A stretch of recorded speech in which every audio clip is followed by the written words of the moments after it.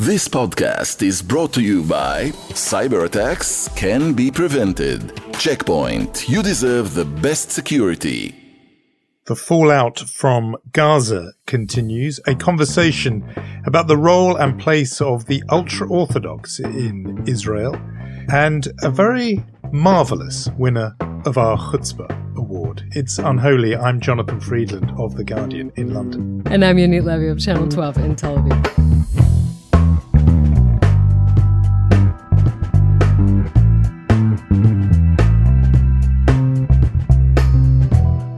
Unholy, two Jews on the news from Keshet Podcast. Look, I know we have a lot to talk about, Jonathan. I mean, the flag march and the Israeli budget and combating anti-Semitism, and so much has been going on in Israel and the Jewish world. But can we please do something that we have not done ever?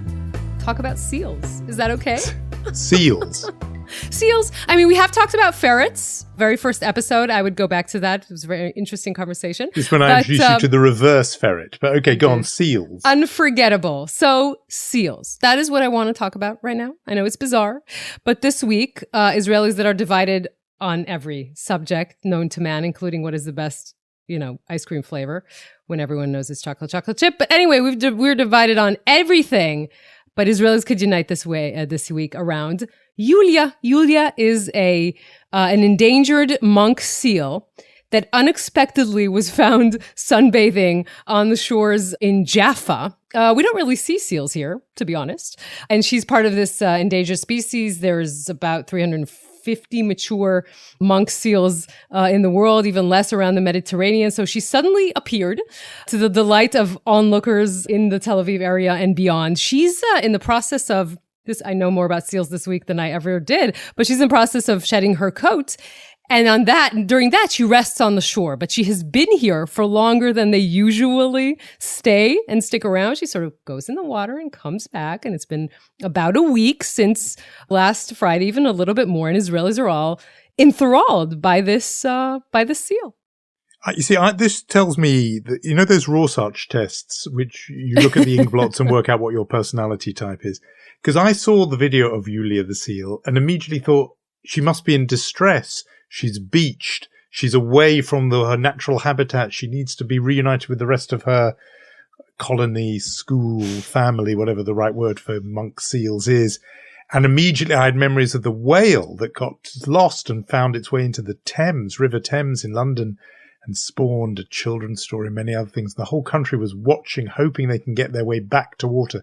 So that was my worry. But instead, you're saying sunbathing, and she's spending more time than she would normally, as if she really likes it. She's like an Ola Hadasha in your book. She's arrived in Israel and thinks this is great. So yours is the positive take, and mine is the gloom-laden as so often is the case. We should so. Say that Israel's National Nature and Park Authority sort of fence off the section so that people wouldn't bother her too much. And it does seem there was some sort of concern. Is she feeling ill? Has something happened to her? They are watching her quite closely, and we're taking good care of her. Don't worry about it. I'm just saying.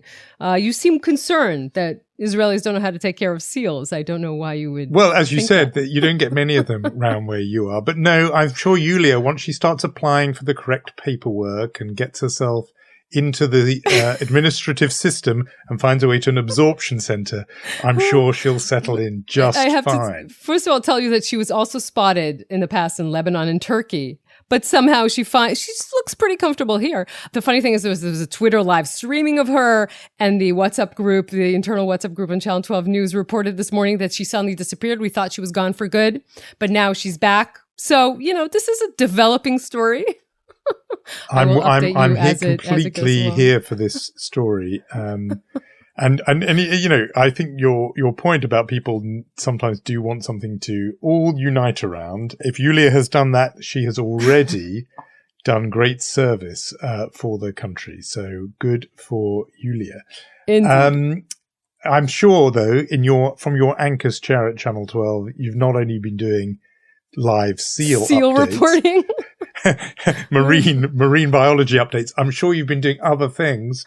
So what's, I said at the top there, the fallout from Gaza, as if we're in the aftermath. Is that how it seems? Yeah, I mean, let's talk about things that are less in consensus, for sure. Operation Shield and Arrow officially ending Saturday night, ceasefire taking hold between Israel and the Palestinian Islamic Jihad, a few days after Israelis were reminded that the chronic problems of Gaza aren't going anywhere. We realized that the chronic problems of this government are not going anywhere, because this week, the story that dominated the news was, and we will talk about this a little bit more with our interviewee further down in our program, but the story that dominated is the budget discussions, the allocation of billions of shekels of coalition funds to the ultra-orthodox communities and the religious Zionists. Yeshivas will get extra funding, 3.7 billion shekels, an extra 2 billion shekels, almost, to ultra-Orthodox schools and to teachers who do not teach the core curriculum.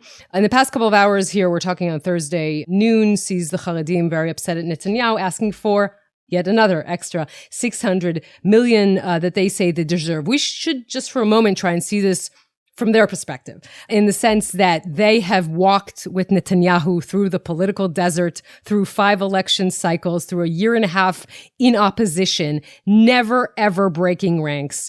And now they want the payback. They want the political achievements that they have been waiting for. Remember, they also agreed to shelf the request for a law that exempts ultra-Orthodox from military service, at least for a couple of months. They agreed to, or let's say hypothetically agreed to, shelving their support for the judicial overhaul if Netanyahu wants to postpone it, but still they want the funding. That is what is important to them. And they don't seem to mind. I'm talking about the political leaders. They don't seem to mind that there is huge pushback and huge criticism against this in the general public.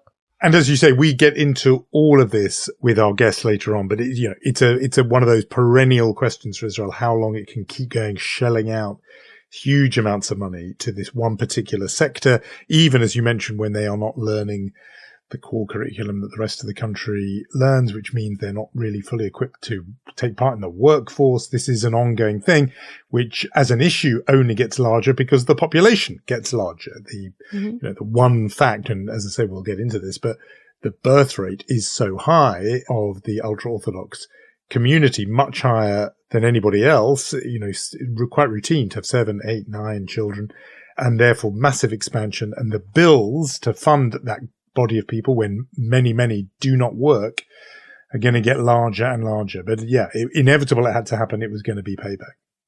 Yeah, and by the way, not only getting larger and larger, the main concern is nothing in these funds is sustaining growth, is dealing with growth, is dealing with infrastructure or with education that can lead to these parts of the society being integrated into the workforce. So that is a problem for Israeli society in 10 and 20 and 30 years.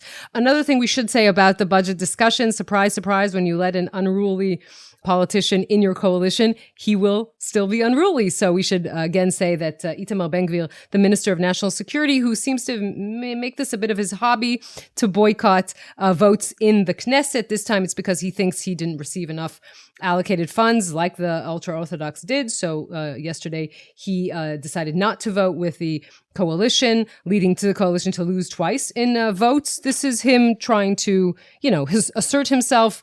I don't know where this is heading, but in the meantime, we have to say both sides have no interest in going to elections, but this isn't a good sign that 5 months into the Netanyahu government, these are the skirmishes that we see. Absolutely. And it goes to a point that I think we've made before about this man in particular, Itamar Ben-Gvir, which is he is an opposition politician. He's oppositional.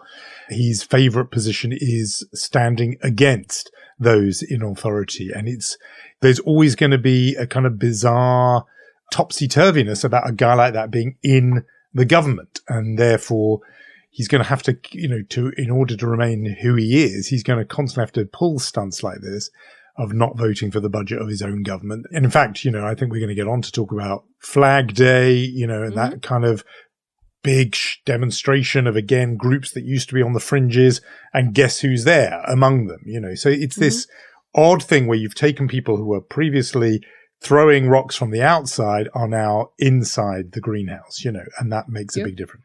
Yeah. Well, let's move on to talk about the flag march then that is happening today. We should say that we're recording this a little bit before this happens, but it's an annual march. We should say that, this never succeeded in becoming an all-Israeli consensus event. Rather, the opposite. It is the event of the religious Zionists walking from West Jerusalem to East Jerusalem through the holy city. There always are, we should say, incidents of violence, of racism against the Arab citizens of Jerusalem. The organizers of this march always say there are tens of thousands of people and you always focus on the violence. But yes, this is what we focus on, what everyone around the world is focusing on. Again, we don't know how this will play out today because we're recording before. But as you said, the groups that used to be on the fringes and people who were considered the provocators are now in top positions in the government. And Itamar Ben-Gvir will be marching in this march. So it will be very interesting to see how this plays out.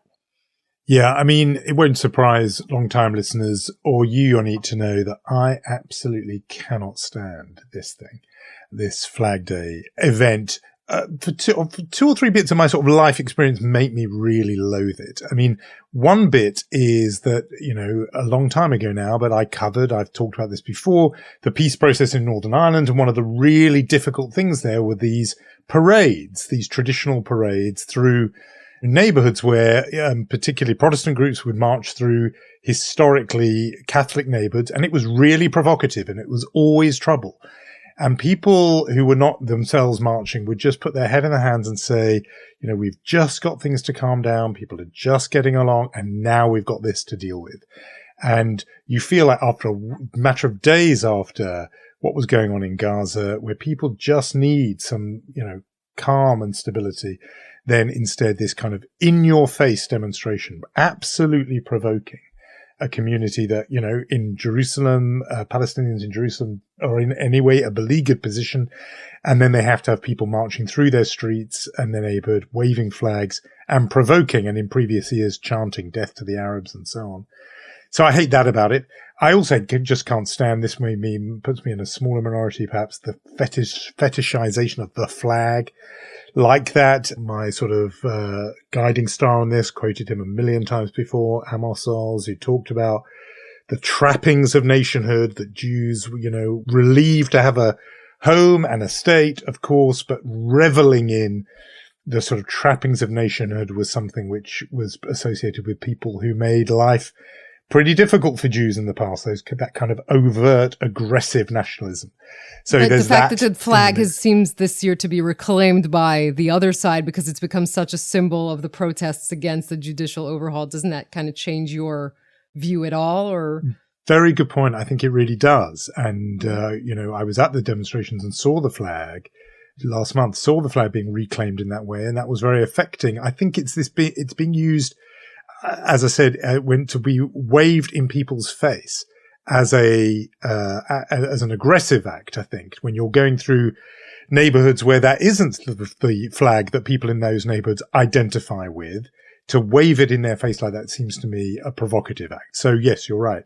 That's a good nuance on it. It's not the flag itself. It's how if you're brandishing it as a kind of weapon, I think that's the sort of recoil I feel. So yeah, and just the kind of cast of characters who are involved in this thing, they're people who I think just bring trouble and heartache and distress wherever they go. And we've seen that in previous years.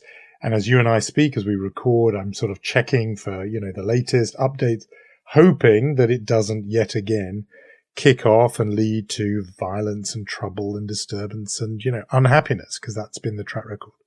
So I'm just trying to follow, because maybe this was an understatement. You don't like the flag march. I'm kidding. It's British understatement, just in case someone missed it. To me, it's always interesting because, as I told you, it's become such a, pun intended, flagship event of the religious Zionism movement, and no one else in Israel really, that it's always interesting to me just to watch the fact that there are two marches, one for men and one for women. This is how religious it has become. You never hear anything about the Women's March, right? I mean, that they're just walking around with, dancing and celebrating Jerusalem Day with the flag march. You don't hear that part. You're only going to hear about scenes of violence and that's understandable, of course, as a news person, I understand that, but I'm interested in that as well. But that's a good point, because maybe that would be a way forward. Have a women's march every year and leave it to them. Well, there is one. I'm just saying no one focuses but only on that. it. Because, I'm saying let's have it to only that. That's a good idea. And I bet you there'll be less trouble, you know. That's always true, by the way. Meanwhile, over in Washington, Jews arguing with Jews in a different context, which is over anti-Semitism and how best to define it. And I mean, that in a way, it is like the setup for a sort of, you know, joke about the Talmudical nature of Jewish disputation. But it's serious. Deborah Lipstadt, former guest on Unholy, Ambassador Deborah Lipstadt, as she is now, the State Department's top envoy to combat global anti-Semitism, is coming. Episode 76. I'm sorry to cut you thank off. you. She was very on good. episode 76. She is set to unveil what will be America's first ever national plan to counter anti-Semitism. It's going to be unveiled by the White House with the full clout and status of that. And in advance, what's interesting is Ambassador Lipstadt, it clearly knows that there could be some, you know, argument around this. And she said she brought in some reporters this week to say, look, there will be things people will quibble with, which is a fantastic bit of Jewish understatement there, because we know what we're like. But she says, look, people need to focus on the big picture. And the reason that the argument, it comes down to this issue of definition, where, you know, the bigger Jewish organizations have been hoping the administration will work off what's known as the IRA definition, IRA standing for International Holocaust Remembrance Alliance, which actually the State Department in the United States has used for a long time. And it's been adopted all around the place. Plenty of countries in Europe, governments, academic institutions, all kinds of people have adopted it. But others, groups more associated with the left, have said there are problems with the IRA definition because it is too broad and encompasses what might be legitimate criticism of Israel. That phrase, legitimate criticism. Defenders of IRA say, no, there's no problem. You can knock yourself out criticizing Israel as much as you like. The definition only excludes criticism of Israel, which spills over into anti-Jewish expression. It's further complicated because there's an actual definition, and then there are these illustrative examples that go with it. And it's in some of those examples that people feel it goes too far to shutting down discussion of Israel, this notion of branding a Jewish state a racist endeavor. And I've even had arguments myself about, does that mean you're attacking the actual Jewish state or the idea of a Jewish state? I told you, it gets Talmudic, but it's very charged and political. It was one of the big issues in this country when Jeremy Corbyn was leader of the Labour Party, because he didn't want the IRA definition adopted because he worried it would prevent people saying that Israel was a racist endeavor. And he thought there were people on the left of the party who might want to say that. It became this huge battle. It was on the national news, you know, rather than just being an internal Jewish argument. So Deborah Lipstadt has sailed right into that with this new plan of hers that's coming. And I wonder what she'll do, whether she'll just simply adopt IRA, that definition, or will she come up with a new form of words, which in a way cuts the Gordian knot. You know, it avoids coming down on one side or the other and just says, this is how we define it. I wonder if she might do that. We don't know yet. The plan will come. But, you know, it just shows you that when you're in this territory, nothing is straightforward, even if you think we can all agree that anti-Semitism is a horrible thing. And we should be glad that the United States and the White House is trying to devise a plan to combat it. I think, and correct me if I don't remember this right, but in our conversation with her on the podcast, it seemed like there was an echo, obviously, of this discussion, right? When does anti-Semitism spill into anti-Zionism or vice versa? And she did seem to think like there were places where those connect, right? That the reason for anti-Zionism is actually anti-Semitism. I think Howard Jacobson, in our episode conversation with him, also echoed a little bit of that. I agree that a lot is going to be in the wording. And if you're going to have this discussion within the Jewish community, you're going to have obviously a lot of different opinions. She herself comes from the sort of more of the left side of this argument, doesn't she? I mean, more, but there are people further to the left. I mean, there was this alternative definition. Surprise, surprise. Right. There's always space. There was a definition, I think it was called the Jerusalem Declaration on anti-Semitism, which really wanted to leave plenty of scope for people to go after Israel. And there definitely have been reports that people have said that, Palestinians who they've worked with for years, who they know are not anti-Semitic in any way, have had their sort of collar felt, as it were. They've had the authorities, let's say at a university, come to them and say, hold on, we're not sure that this pro-Palestinian thing you're doing or anti-Israel thing you're doing is safe now or is allowed now under the IRA definition. As I say, people go back and forth on this because what people say is excluded is only that expression of anti-Zionism that becomes anti-Semitic. It's often how you word things. But, when people talk about, for example, demonizing Israel, it's one thing to criticize Israel, but if you demonize it, cast it as a kind of devil, then that's across the line. Well, I get the point, but it's quite subjective. People are going to argue about when is criticism demonization or not. It's not like this is a matter of hard scientific distinction. These things are in some ways dependent on context. And again, I know that defenders of IRA will say, and actually the IRA definition says it depends on the context. So there's plenty of room, they say. But this argument does go back and forth. I think it's terribly, in some ways debilitating because it's a distraction from the actual task at hand, which is to fight the anti-Semitism that we could all, let's say, agree on when everyone is in these rooms and thrashing out wording and definitions. It can feel as if it's taking away from the main thing.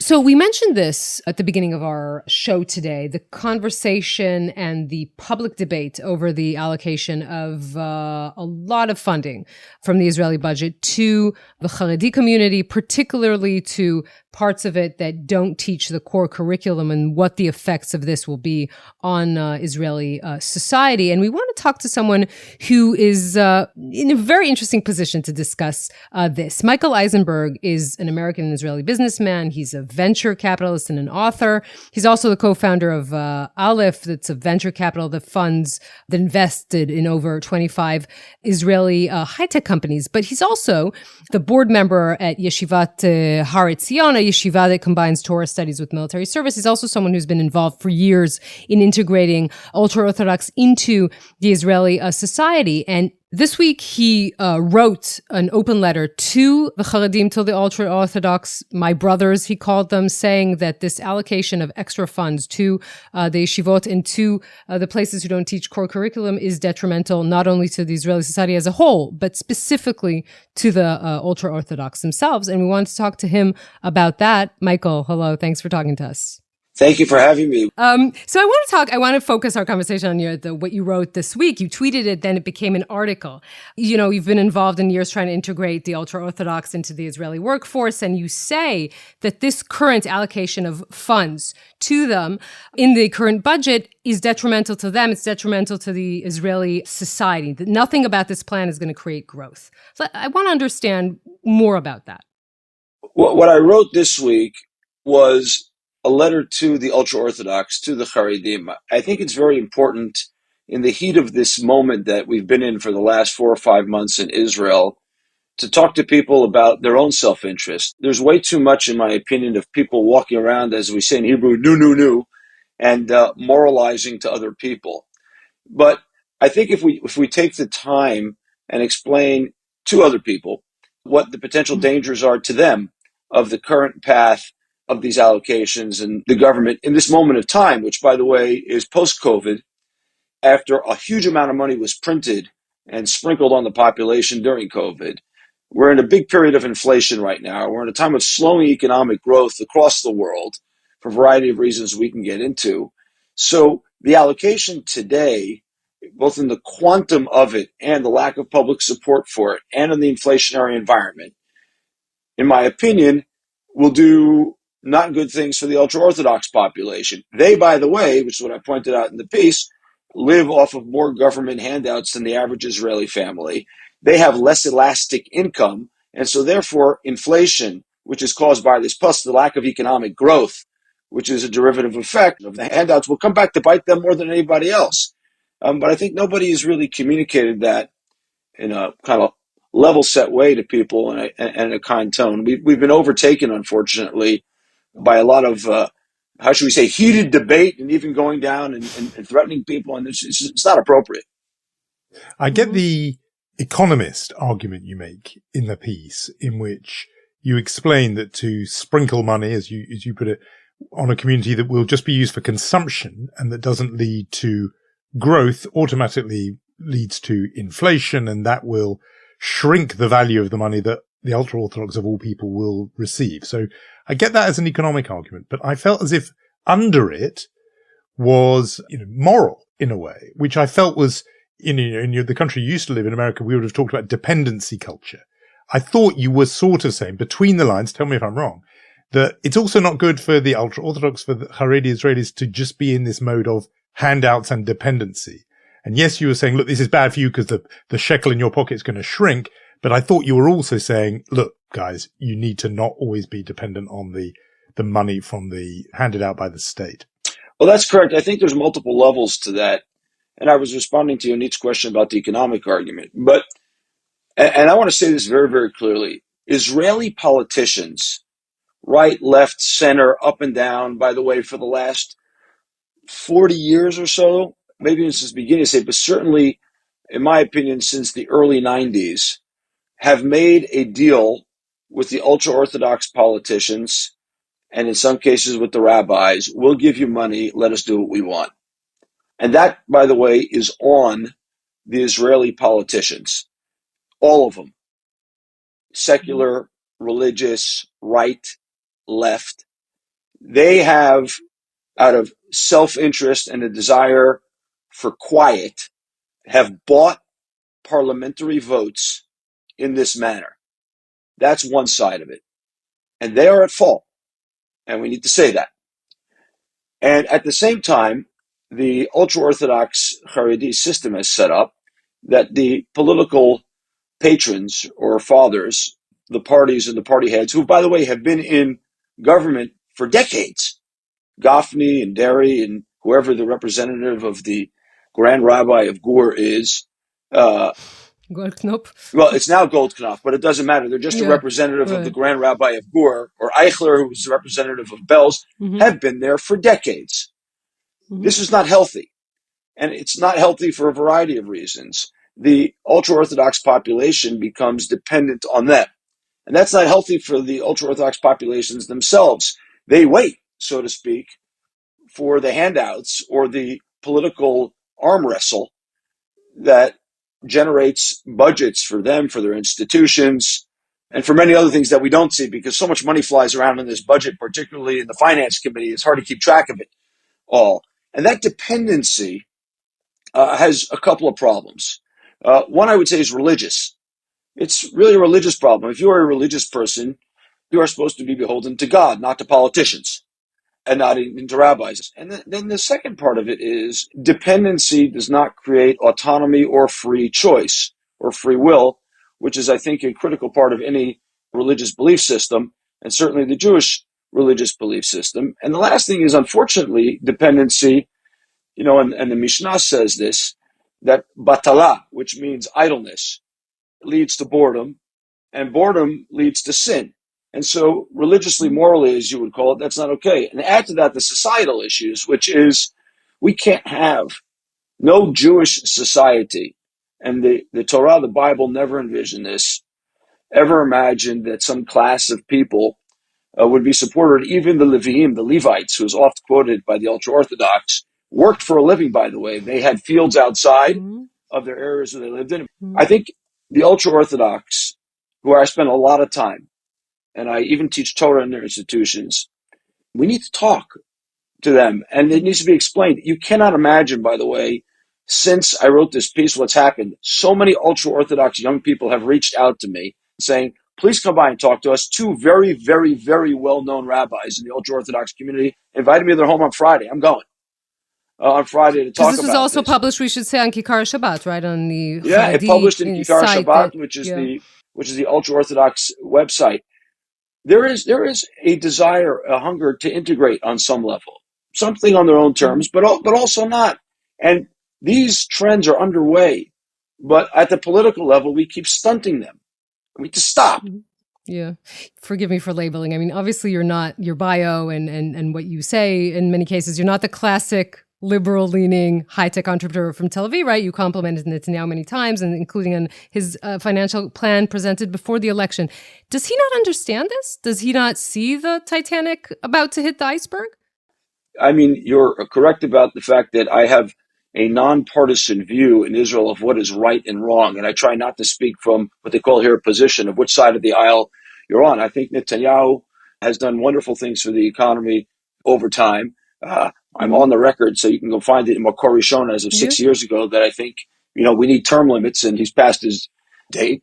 And I think different sides of different parties and different aisles can be right and wrong, equally. It's not. So do I think he doesn't know this? As a sharp economic mind, does he not see the I think he has a very sharp economic mind. I think he understands this, but I think the political setup that we're in right now in Israel, where what was to say is, I think puts him in a position that he can be squeezed by a lot of people. And I think, again, the ultra-Orthodox politicians have an interest in keeping their community at bay. And I think their community is waking up. And I think what's lost on some of the other population here is just how powerful that kind of force is under the surface. And when you treat people with respect, which unfortunately I think has not been the case, they respond in kind. And there's unbelievable energies in the ultra-Orthodox community. And we need to unleash them, and we need to welcome them, and we need to engage with them. They're not going away. I'm struck by you mentioning the possibility you might go and sometimes you do go and teach Torah in those communities. This point you made before, which is there's nowhere in the sources or in the tradition that there is this sort of idle tribe, this group of people who are allowed to just be studying permanently and not being supported. Jews have always worked for a living. I get that. You get that. I'm struggling to know how the people in those yeshivot, in those religious academies, in Bnei Brak, in Meir Sharim, who read these texts as closely as you do not know this. In other words, there seems to be some kind of strange historical deviation that's happened in the last 50, 60, 80 years. I see it here in the ultra-Orthodox community in London, but you can see it in New York and elsewhere. It's not like they don't know the tradition and don't know the texts. How come that you see it and they don't? Well, I think there's a couple of important points to make here. Number one, there has always been, since Talmudic times, two schools of thought on this. In fact, the Talmud brings the dispute between Rabbi Shimon, who may celebrate in Meron on Lag BaOmer at his graveside, who said, you should study Torah the whole time, and it'll work out in a kind of way. And Rabbi Yishmael, who says, no. The Bible says, Vasafta de Ganecha, you will collect your fruits of your labor. That doesn't work out. And then a later sage, speaking about 200 years later, says, many tried the path of Rabbi Shimon and it didn't work out. And those who did like Rabbi Yishmael, and they worked, it did work out. And that's been the history of our people. There's always been a small camp that believes in study. But even in the Middle Ages, in the time of Rashi and the Tosafot, a yeshiva was 10 people, 20 people, 25 people. What's changed now is the scale of it. The scale has gotten massive. It's not that this didn't exist as a small group of elite scholars. And I think we need that, by the way, in a meaningful way. But the scale has changed entirely. That's the first thing. The second thing is one needs to put themselves in the headspace of the ultra-Orthodox rabbis 75 years ago after the Holocaust, where they looked around Europe in particular and said that the world of Torah has been wiped out and we need to rebuild it. And so they started. And then this thing starts, by the way, and at a certain scale, it's okay. But then we had an unholy alliance of the politicians of Labor, Likud, Meretz, you name it, all of them, with the ultra-Orthodox politicians who conspired together over 30 years of either incompetence, impotence, or worse, to create this thing that we're now having to deal with. And by the way, I think it's an incredible moment in the history of a country that we have the great fortune to be part of, which is we're finally going to have to confront the hard issues that sit at the basis of our society. We have never properly defined what is the Jewish role of the state. We've never properly defined what is the democratic exact form of government we want. It's been very fluid. And boy, how exciting is it that we have an opportunity to go figure that out right now. And we need to do it with empathy and not anger. Yeah, I mean, it's going to be difficult to do it when everyone seems to be at each other's throats. But that's your job, Yonit. Calm them down. Really, I'm trying. Really, I'm trying. I'm wondering how concerned, when you kind of zoom out and look at everything that's been going on in the past couple of months, the judicial overhaul and the protests and what seems to be like this turmoil and internal strife. How concerned are you when you look at the health of Israeli society and the health of Israeli economy, particularly?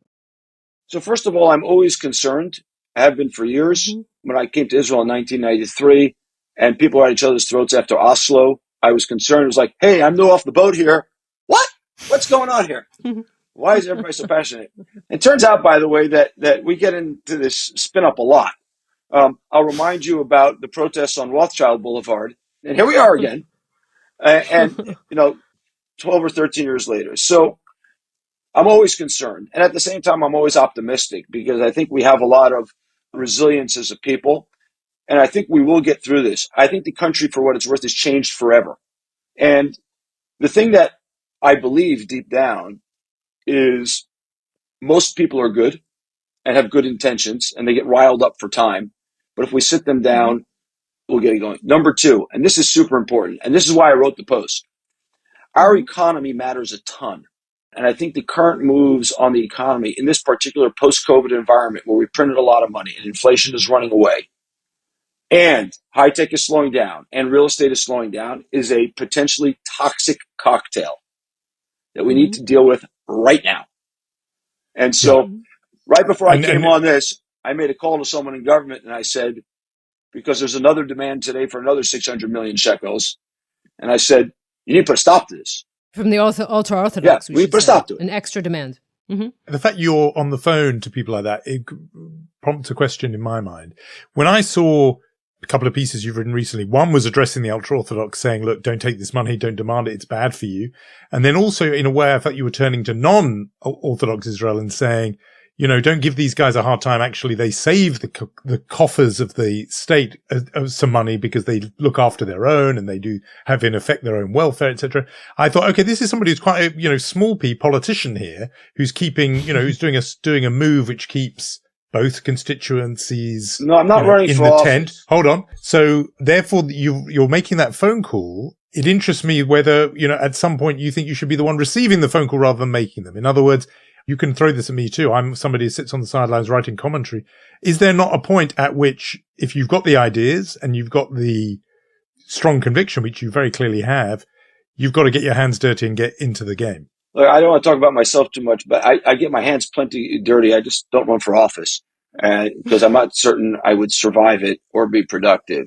I get it. I do want to add to what Jonathan's asking, though, because I know you're running out of time, but I'm interested in the fact that have you been seeing, investors growing cold or anything in your sort of part of this story in the past couple of months? So I just want to address Jonathan's question first. The second piece that I wrote, which is addressed to my liberal brothers, is an attempt to cause people, like I did with the ultra-Orthodox, to think about their own self-interest and to think about the interest of our society and our economy and to have a view of people that is not unidimensional.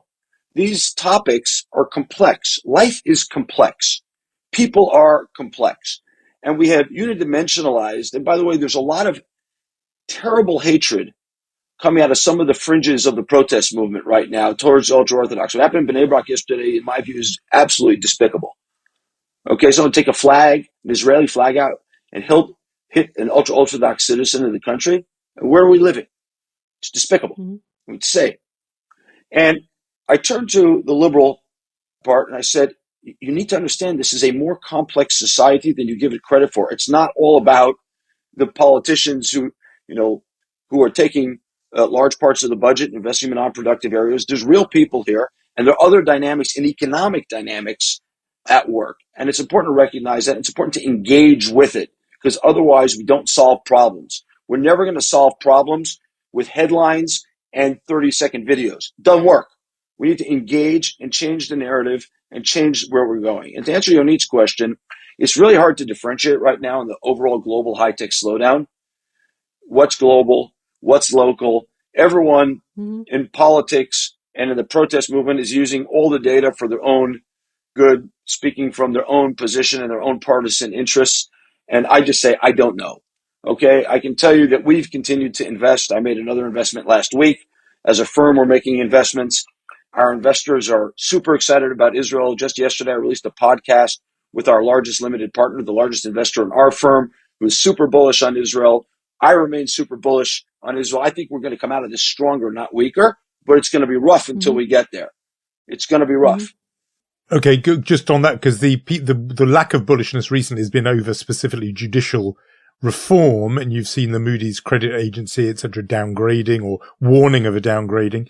Most people think the current turmoil over the judicial reform and the judicial changes themselves are bad for the Israeli economy and for its outlook, and yet you're super bullish. So how come? Well, first of all, I haven't seen the judicial reform pass yet. That's the first thing. So we should just note that. And if you read the Moody's reports, they say, if this and this happens, then we will become concerned. We need to wait and see whether this and this actually happens. And I think you'd rather it doesn't happen. I think there is very large consensus in this country that we need some form of judicial reform. There is equally large consensus in this country that the judicial reform proposed by this government is bad. I'm part of that very large consensus. And by the way, I'll say more than that. The management of all of these processes, look, I come from high tech. Management matters. Like, what do I invest in? I invest in great entrepreneurs who know how to manage. And I think the management of many of these processes going on has been poor. But, what are we interested in as citizens? We want outcomes and outputs. For years, and I've said this at the IDI, the Israel Democracy Institute, but all we talk about in all these conversations are the inputs. How much money are they getting? How much money is... Who's measuring the outcomes, for God's sakes? Why are we not measuring the outcomes? And the answer is because it's easy and you don't got to dig in to ask what are the inputs.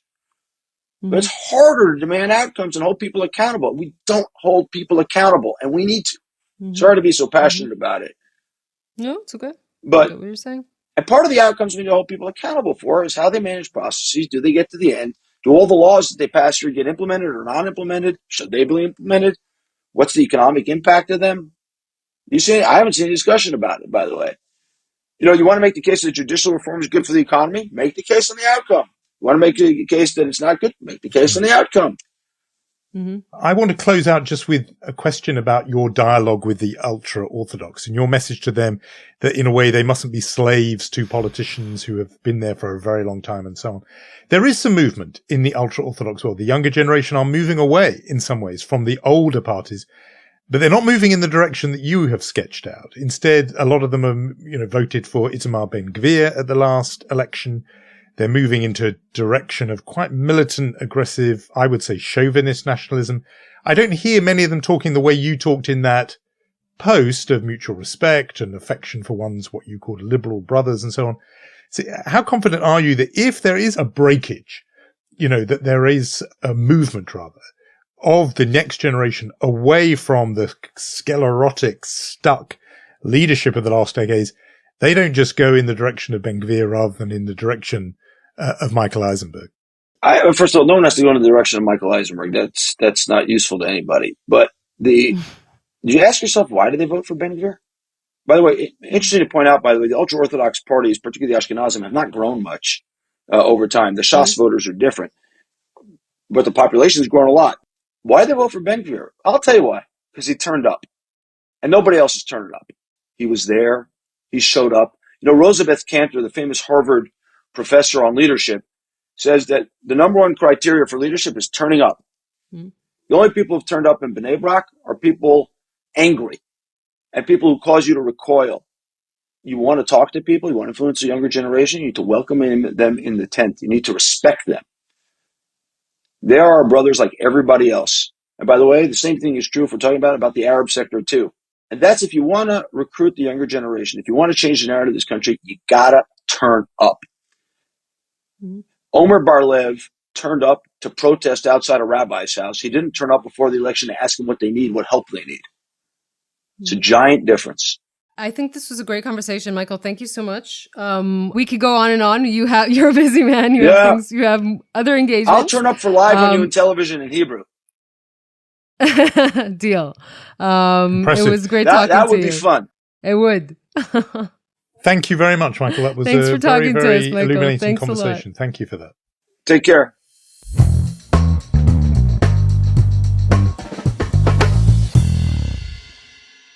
very important stuff he is raising, and it's all credit to him for actually taking this conversation to the ultra-Orthodox community themselves. Plenty of people talk about them. He's talking with them and to them. It's very interesting to me whether or not he's getting traction. The only question is, do the ultra-Orthodox and does the society as a whole wake up before Israel hits the iceberg? And again, I think it's really interesting to hear from someone who's not a Haredi himself, but has a very close connection to that community, is religious, does know how to talk with a lot of respect, by the way, to this community and try and explain to them why it's a bad idea. I don't know if there's anyone listening. I assume there are a lot of people listening, but I don't know if the politicians are listening, the ultra-Orthodox politicians. That is the key question. Again, the budget is going forward, right? You have to have a vote until May 29th or the Knesset dissolves. So that is probably going to happen.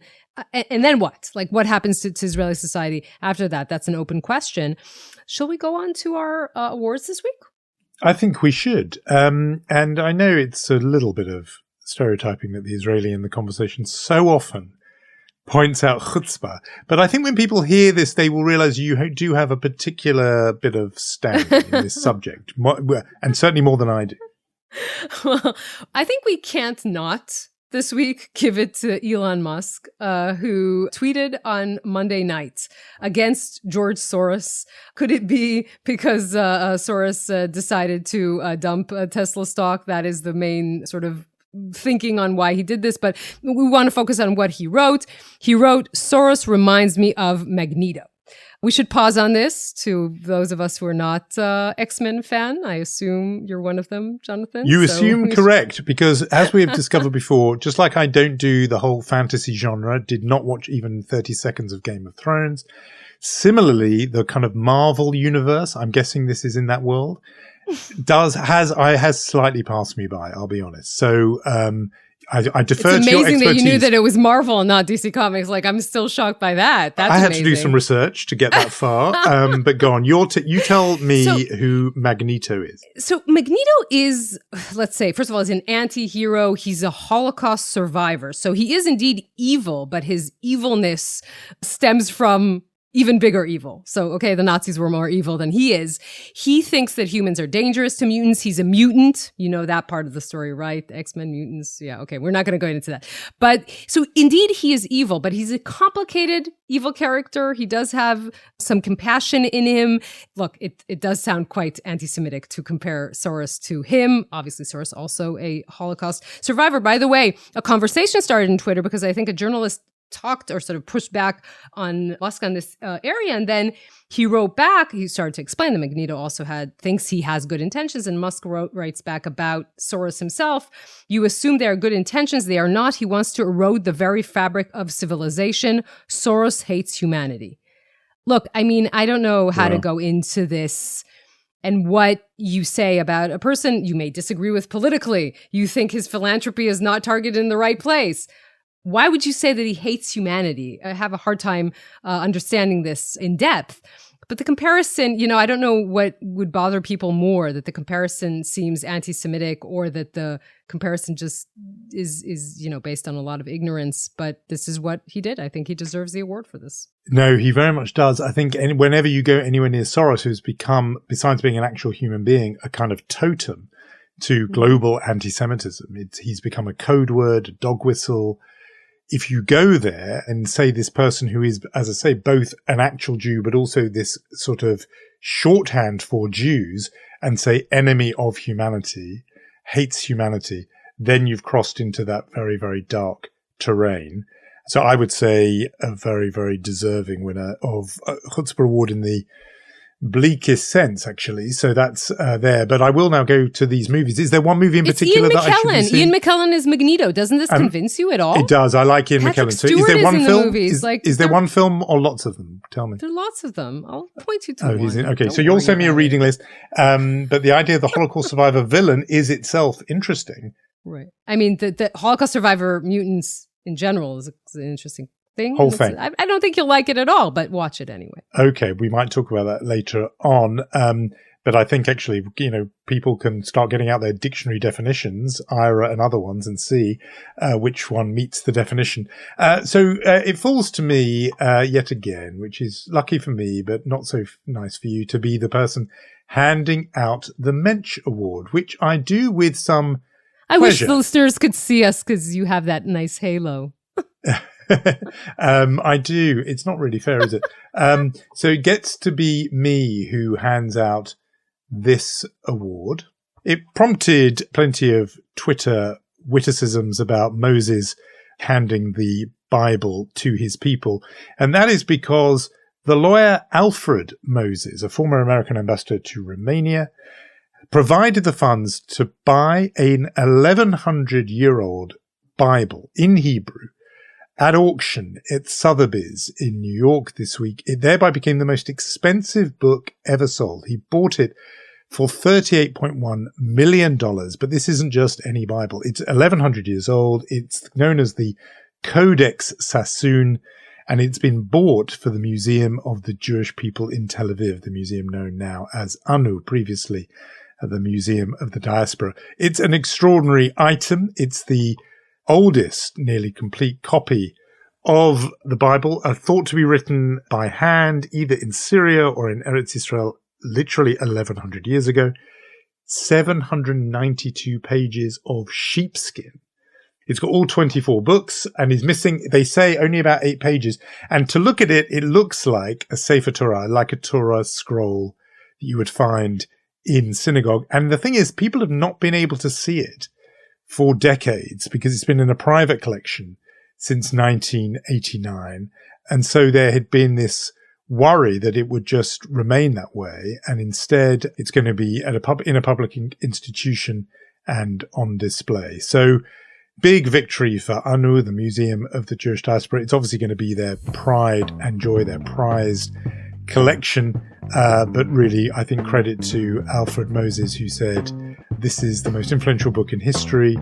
I rejoice in knowing it belongs now to the Jewish people. It was my mission to see that it resides in a place with global access to all people." So I think a Mensch Award for buying it, not for himself, but for a museum. Lovely. It was a lovely museum even before now, as you say. This showcasing this will be wonderful. We are reaching the end of our program.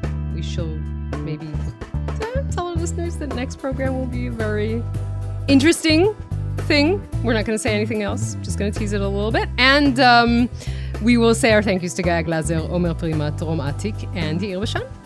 And of course, if you have enjoyed this edition, you must spread the word to your friends, family, even enemies. Let them know. Even people you don't like. Tell them about Unholy. We want as many of you to be listening to this as you can. And as Yonit says, interesting program coming up next week. We'll see you then. We'll see you.